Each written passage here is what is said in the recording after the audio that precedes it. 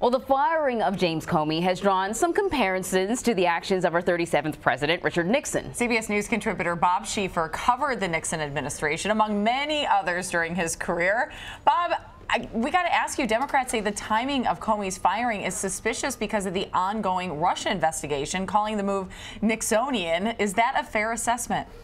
Well, I think there are parallels to Watergate. The first one I think of is I remember back during the Nixon administration while Watergate was going on, I can't tell you how many times a spokesman would come out and say, this is all a figment of the press's imagination.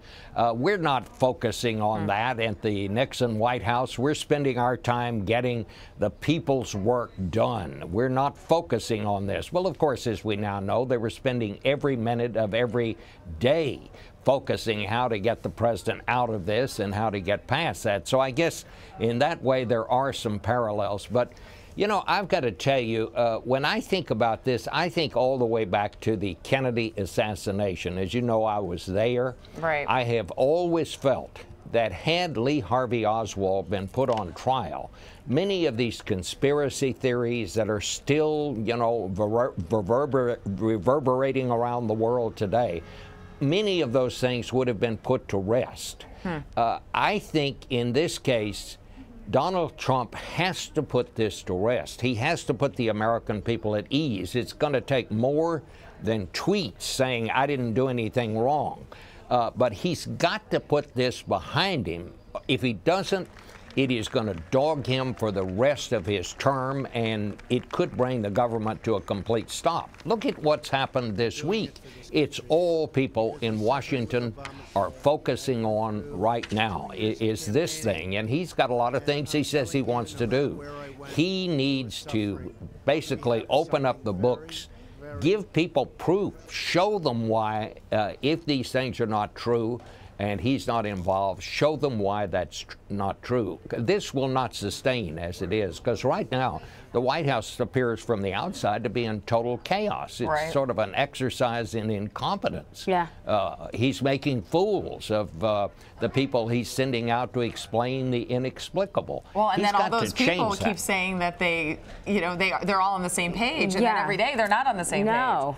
No, it's a different page. And just this morning, he's tweeting out, maybe it's hard to be consistent in explaining things because there's so much going on. Well, my heavens. I mean, you know, the people have to believe people in the White House when they come out and say, X equals Y. They need to believe that, well, there must be some reason for that. And today, you don't know what to trust from the mildest press guidance, you know, to most inconsequential things. They're totally inconsistent. You don't know until you check it out if what they've said is true. They've got to change that. In fact, Bob, you mentioned the president tweeting today. His last tweet just minutes ago says maybe the best thing to do would be to cancel all future press briefings and hand out written responses for the sake of accuracy. But here he had an opportunity to make things accurate with an interview that he just did, and he ended up just muddying the waters even more. He ended up contradicting the various spokespeople that have said different things over the past 2 days or so.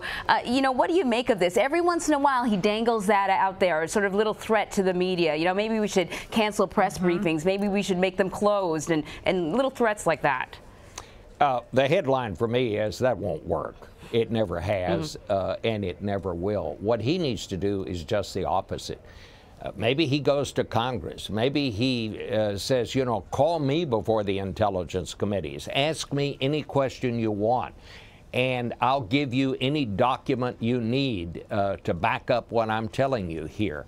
But he has got to find some way to put this to rest. This cannot sustain. The government appears to be in total chaos right now. They will argue that it's not. They'll argue just what the Nixon people did. Oh, we're behind the scenes. We're getting the work done for the American people. But the fact is, This is not going to make it easier for him to pass his economic plan, his tax cut plans. He's already having problems getting some kind of health care substitute for Obamacare put in place. Does anybody think this is going to help that? It isn't. He has got to find a way to reassure people that he is honest and trustworthy and that he has nothing to do with some of the things that, that are being alleged here. Still, Bob, it seems that whenever there are surveys or questions asked of his supporters, they still remain steadfast. I wonder how long you think he can maintain their loyalty, talking about the importance of loyalty, how highly he places loyalty. How long do you think he can sustain the loyalty of the people who voted for him? Well, you are absolutely right about that, and we saw that many times during the campaign, where I remember going to a rally he was holding in South Carolina, and we went around and asked people, why do you like Donald Trump? And it was not so much because of the positions he was taking, but they would say to a person, I like him because he's not afraid to say what he means. They liked his attitude. And they forgave him many things. I mean, who would think you could call John McCain a loser and get away with it? Who would believe you could say things about Megyn Kelly, like he said, and get away with it? Or that you could insult the fastest growing demographic in the country, the Hispanic population, and get away with it? And yet he did time after time. So the people who are for him are really, really for him. But nothing lasts forever, and there comes a point where sometimes there is one bridge too far. This cannot sustain, because if the government comes to a halt and we keep arguing and going on about this and nothing happens, people are going to say, well, wait a minute, he promised this and that, and so far it's not happening. Well, that's what I think is interesting. He has still got the core support, the very core support. But even that is shrinking just a little. But so far, he's still got them. Well, I think along the lines of what you're saying, Bob, is that the people who were kind of on the fringe and ended up voting for him because they wanted change, they wanted something different, they want things to get happening in Washington, they want to see movement. And if it does come to a halt, I think those people are out for sure. And I'll tell you something else. This has become sort of a clinic in incompetence at the highest level. And people will tolerate a lot of things.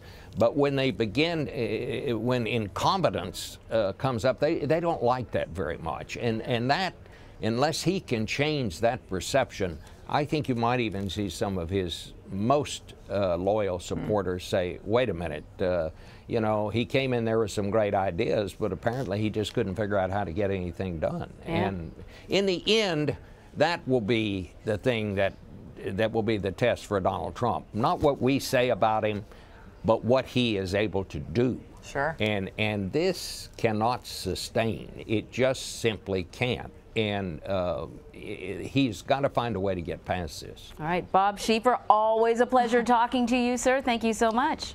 Thank you, ladies.